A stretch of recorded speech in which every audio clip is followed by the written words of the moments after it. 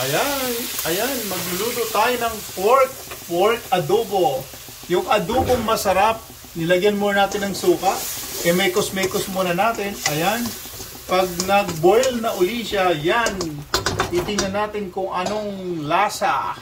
Titikman natin, amoy suka siya kasi syempre adobo. Ayan, no? Ayan. Tama lang yung apoy niya.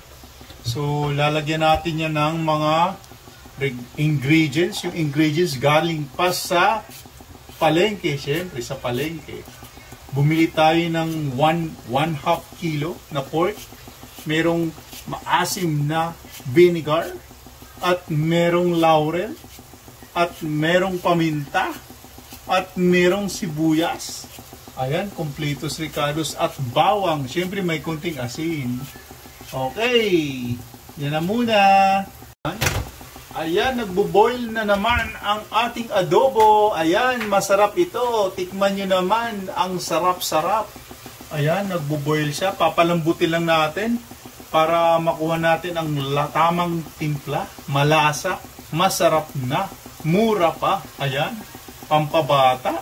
Ayan. Idadry lang natin ng konti para yung oil niya, yun ang igigisa sa kanyang karne. Ayan. Masarap to. Ayan, medyo nag-dry na.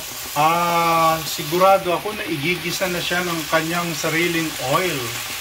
Ayan, masarap ito. Para sa maulan ng panahon. Ayan, lalagyan natin ng konting water para lalong lumabas ang kanyang katas. Ayan, mekos-mekos konti.